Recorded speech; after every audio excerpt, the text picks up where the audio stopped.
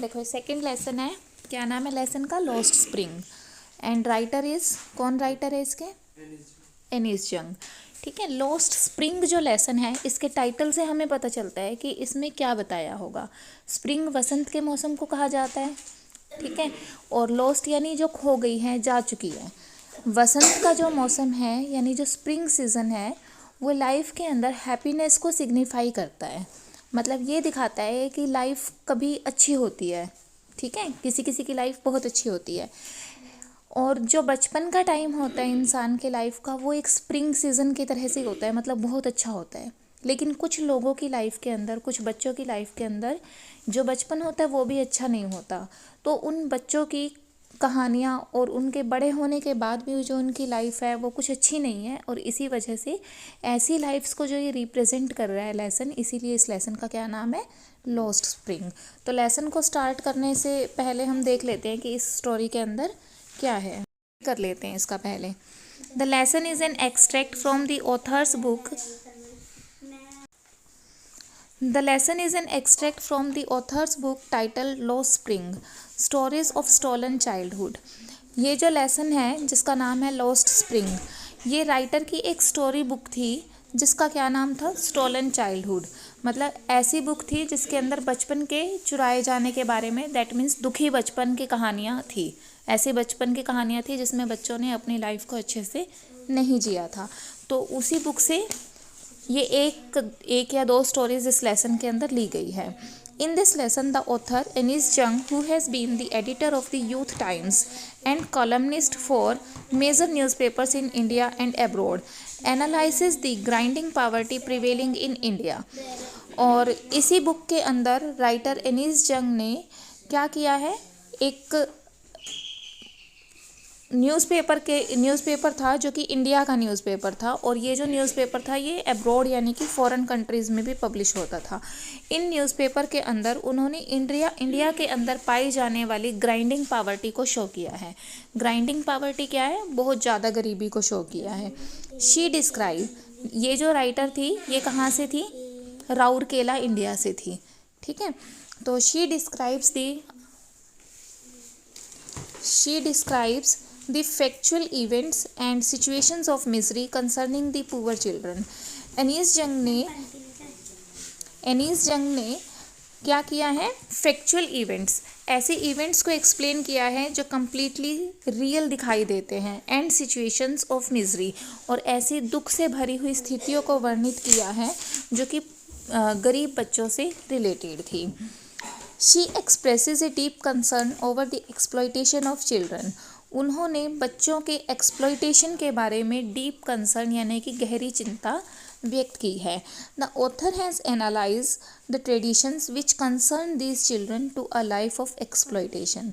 Writer ने यहाँ पर उन रीति रिवाजों का, उन परंपराओं का वर्णन किया है जिनकी वजह से जो बच्चे थे वो एक शोषण का जीवन या एक्सप्लॉयटेशन का जीवन जी रहे थे। She describes the miserable condition in which poor children live. उसने उन पुअर कंडीशन, उन दयनीय कंडीशंस को डिस्क्राइब किया है। मिजरेबल यानी कि दयनीय, उन दयनीय कंडीशंस को डिस्क्राइब किया है जिसके अंदर के गरीब बच्चे अपना जीवन जीते हैं। शी डिपिक्ट्स यानी दर्शाना। उन्होंने क्या दर्शाया है? Her acquaintance with the barefoot rag pickers realistically and poetically. Writer Anees Jung ने जो रैग पिकर बच्चे होते हैं, रैग पिकर यानी जो कूड़ा चुगने वाले बच्चे होते हैं, जो कूड़ा उठाते हैं गलियों में से, उन बच्चों के साथ अपने, और ये बच्चे कैसे होते हैं? बेयर फुट, नंगे पैर चलते हैं, इनके पैरों में चप्पल नहीं होती है। तो इन गरीब बच्चों के साथ अपना एक्वेंटेंस यानी कि एक हम कहेंगे नाता व्यक्त किया है। मतलब वैसे तो राइटर रैग पिकर्स फैमिली से नहीं है, लेकिन फिर भी उसको इन बच्चों से बोलना अच्छा लगता है, इन बच्चों की हेल्प करना अच्छा लगता है, तो इसीलिए उसका रिलेशन ना होते हुए भी उनके साथ एक नाता बन जाता है, ठीक है। और ये जो रिलेशन है इन बच्चों के साथ, उसने एक रियल ढंग से और पोइटिकल ढंग से वर्णित किया है। They roam about the streets in the morning. ये बच्चे सुबह सुबह गलियों में घूमने लगते हैं। And disappear at the noon. दोपहर के टाइम पर ये गायब हो जाते हैं। Then she describes the pitiable and miserable condition of the children who are engaged in making bangles. Rag pickers की लाइफ के बारे में बताने के बाद राइटर ने उन बच्चों की लाइफ को भी बताया है जो कि बैंगल मेकिंग के काम में अपने आप को बिजी कर लेते हैं और उनकी क्या दयनीय कंडीशन होती है बैंगल मेकर्स की, वो भी इस लेसन में राइटर ने हमें बताया है। देखो नेक्स्ट, अबाउट द चैप्टर के बारे में।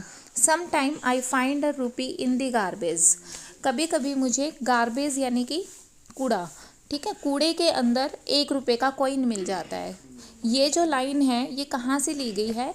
ये साहिब की रैग पिकर्स वाली लाइफ से ली गई है। मतलब यहाँ पर 2 टॉपिक्स इसने डिस्कस किए हैं ना इस लेसन के अंदर। तो पहला क्या है, वो लाइन यहाँ पर ले ली लेसन के नाम में, जो कि साहिब बोलता था। क्या कहता है वो? कि कभी कभी हमें इस कूड़े के ढेर के अंदर 1 रुपये का कॉइन मिल जाता है। Authors meeting with Sahib a rag picker. इस लेसन में सबसे पहले राइटर हमें बताती है कि किस तरह से वो एक रैग पिकर साहिब से मिली। The author meet Saheb. Author Saheb से मिलती है जो कि एक रैग पिकर है, a rag picker. Every morning as he scrounges for gold in the garbage dump.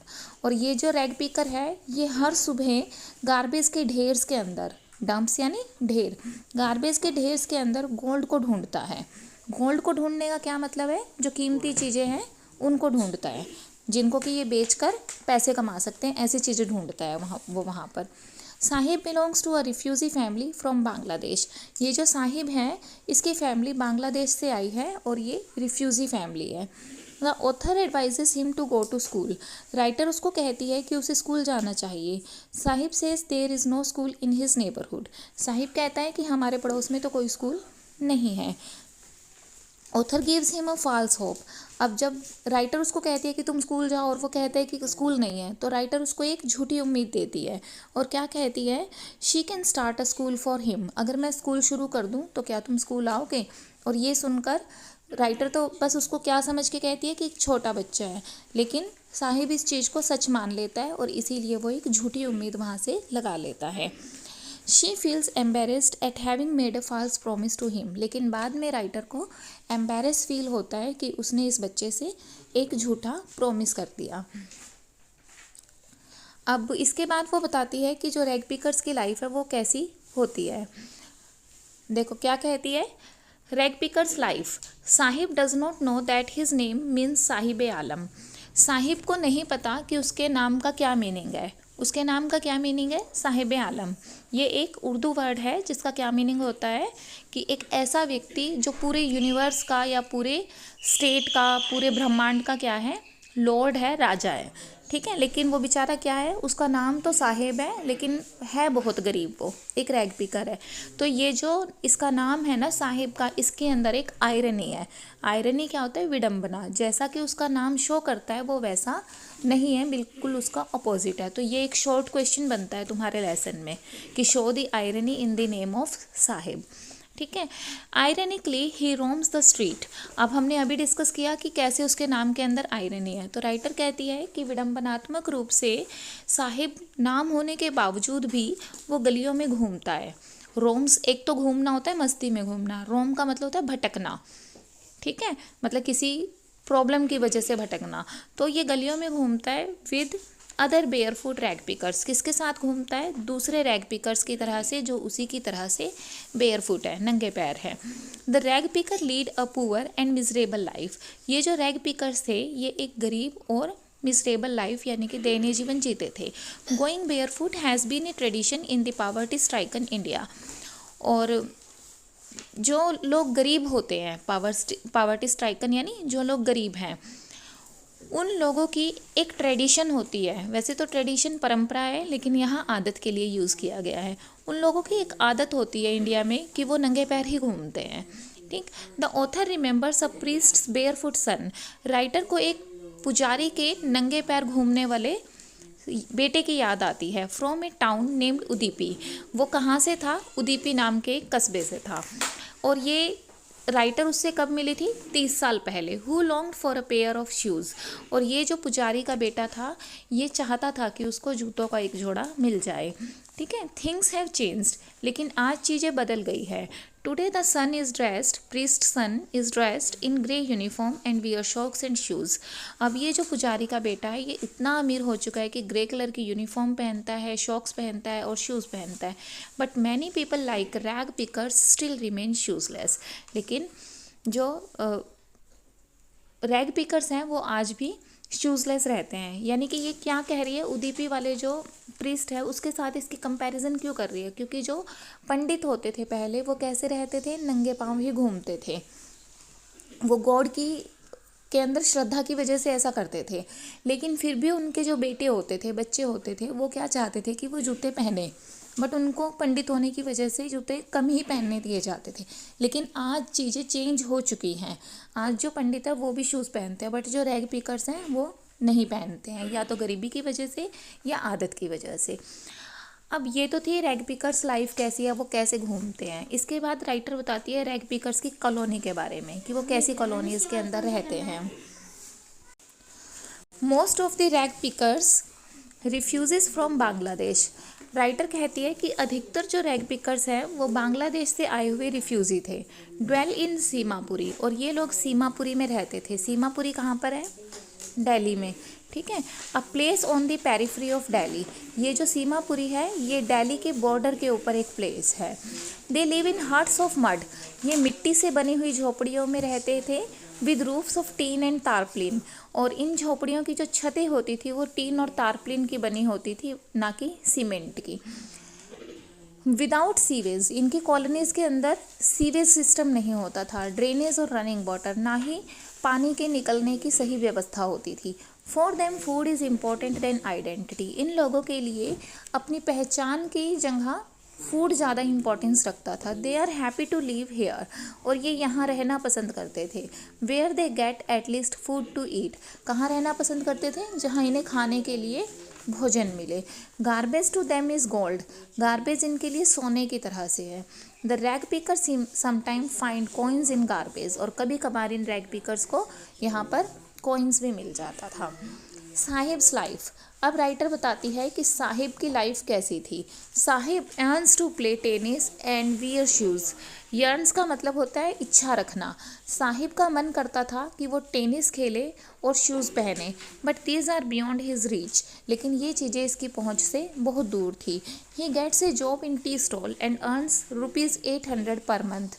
अब साहिब ने थोड़े बड़े होने के बाद, ज़्यादा बड़े होने के बाद नहीं, मतलब कुछ ही टाइम के बाद इसने क्या करा, अपनी ये जो रैग पिकिंग का काम था ये छोड़ दिया और एक टी स्टॉल के ऊपर जॉब ले ली. और ये अब 800 रुपये महीना कमाने लगा. He meets the author while फैचिंग milk in a steel canister. अब उसको ऑथर एक दिन फिर से मिलती है, और जब ऑथर उसको मिलती है तो उसके हाथ में स्टील का एक कैनिस्टर है, और उस स्टील के कैनिस्टर के अंदर वो दूध लेकर आ रहा था. फैचिंग यानी लाना.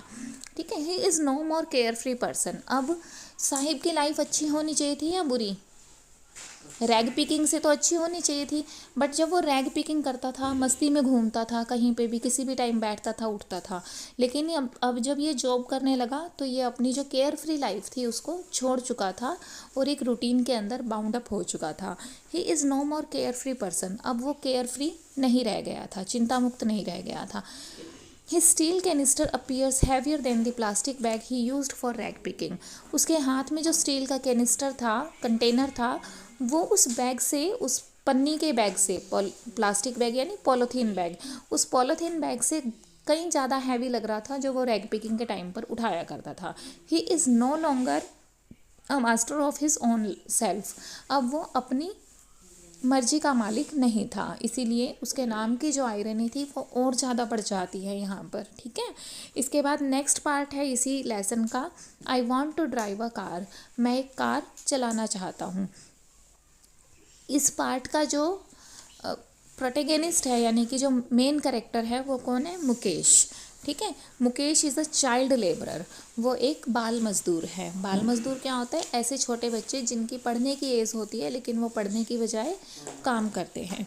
Mukesh is a child labourer in a glass factory in Firozabad. Mukesh Firozabad की एक कांच बनाने वाली फैक्ट्री के अंदर चाइल्ड लेबरर है.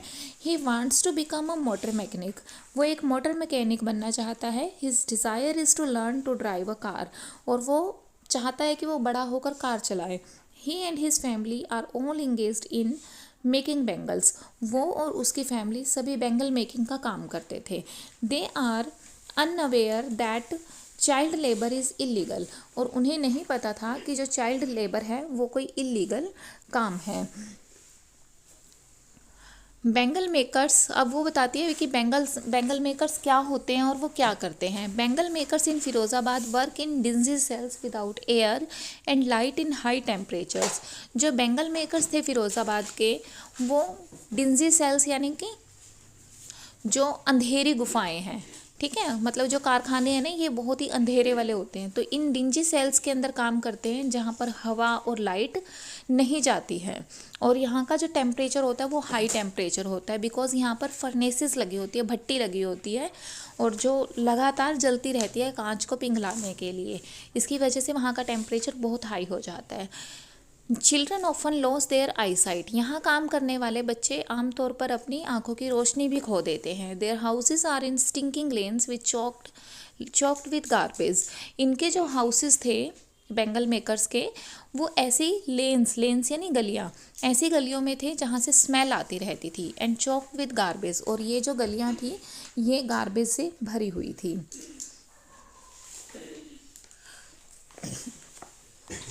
नेक्स्ट है author's visit to Mukesh house. Author की मुकेश के घर की विजिट। अब जो राइटर है वो कहाँ जाती है, मुकेश के घर जाती है, और मुकेश के घर के बारे में बताया गया कि कैसा घर था ये। Author visited Mukesh house a half built shack. ये एक आधे बने हुए शैक की तरह से था। Mukesh, his father, his grandmother, his Elder brother and his wife live in the house. अब मुकेश, उसके फादर, उसकी ग्रैंडमदर, उसका भाई और उसकी भाई की वाइफ, ये सभी इसी घर के अंदर रहते थे। Wife of Mukesh elder brother was cooking an evening meal. और जिस टाइम पर राइटर वहाँ गई तो उसके भाई की जो वाइफ थी वो क्या कर रही थी, खाना बना रही थी। हर eyes were filled with smoke. उसकी आंखों में स्मोक इकट्ठा हो गया था। She covered her face with a well.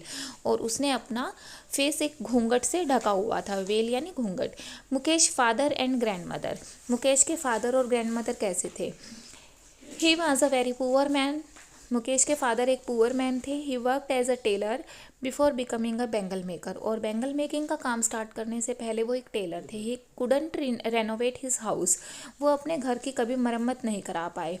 NOR could give education to his sons. ना अपने बेटों को पढ़ा पाए। Mukesh grandmother believed in the theory of karma. Mukesh की जो दादी थी वो मानती थी कि कर्मों को का फल मिलता है, मतलब कर्मा थियोरी के अंदर वो बिलीव करती थी। Her husband had become blind with the dust of glass bangles. उसके जो हस्बैंड थे यानी जो मुकेश के ग्रैंडफादर थे, वो ग्लास बैंगल्स के काम के वजह से उड़ने वाली जो धूल थी वो उसकी आंखों में जाने की वजह से ब्लाइंड हो चुके थे। She attributed his blindness to his karma. लेकिन उसकी जो ग्रैंड मदर थी वो क्या कहती थी कि जो उसकी ब्लाइंडनेस थी वो उसके कर्मों का फल थी। Savita a young girl. अब इन्हीं के बाद एक स्टोरी बताई जा रही है इसी लेसन में। सविता जो कि एक यंग गर्ल थी उसकी। Savita sits along with an elderly women and shoulders piece of glass. Savita जो कि एक यंग गर्ल थी वो एक एल्डरली वुमेन के साथ बैठी हुई थी, यानी ज़्यादा एज वाली वुमेन के साथ बैठी थी और ग्लास के टुकड़ों को आपस में जोड़ रही थी, कांच के टुकड़ों को। She makes bangle but is unaware of the sanctity of bangles. वो चूड़ियाँ बनाती थी। कौन? सविता। लेकिन उसको चूड़ियों की सेंक्टिटी के बारे में नहीं पता था। सेंक्टिटी क्या होता है? महत्व, यानी कि पवित्रता। She will realise their importance when she becomes a bride. उसे इन चूड़ियों की इम्पोर्टेंस का तब पता चलेगा जब वो एक ब्राइड बन चुकी होगी। The elderly women has lost her site. जिस वुमेन के साथ बैठकर वो चूड़ियाँ बना रही थी वो भी अपनी आंखों की रोशनी खो चुकी थी। She still has bangles on her wrist. उसके हाथों में यानी उसकी कलाई पर आज भी चूड़ियाँ थी। She says she has not enjoyed one full meal in her entire lifetime. वो क्या बताती है, वो जो एल्डरली वुमेन है वो कहती है कि उसने अपनी लाइफ में कभी भरपेट कर एक टाइम का खाना नहीं खाया है, वो इतनी पुअर थी। ठीक है, अब क्या कहती है? Nothing has changed in Firozabad. Firozabad में कुछ भी नहीं बदला। Nothing much has changed in Firozabad. इतना टाइम हो गया था, मतलब उस वो एल्डरली वुमेन के पॉइंट ऑफ व्यू से बताया जा रहा है यहाँ पर कि वो वुमेन चूड़ियाँ बनाते बनाते बूढ़ी हो चुकी थी, बचपन से चूड़ियाँ बना रही थी, लेकिन आज भी क्या है, जो फिरोजाबाद है वो वैसा ही है जैसा उसके बचपन में हुआ करता था। Years of hard labour has killed all initiative and the ability to dream, बल्कि इतने सालों तक कड़ी मेहनत करने के कारण ये जो बेंगल मेकर्स की फैमिली थी, इन्होंने सपने लेना भी बंद कर दिया था। मतलब इनको क्या था कि चूड़ियाँ ही बनानी है और अपना गुजारा चलाना है, मतलब और किसी काम के बारे में इन्होंने सोचना छोड़ दिया था। Author suggestion to form cooperative society is rejected.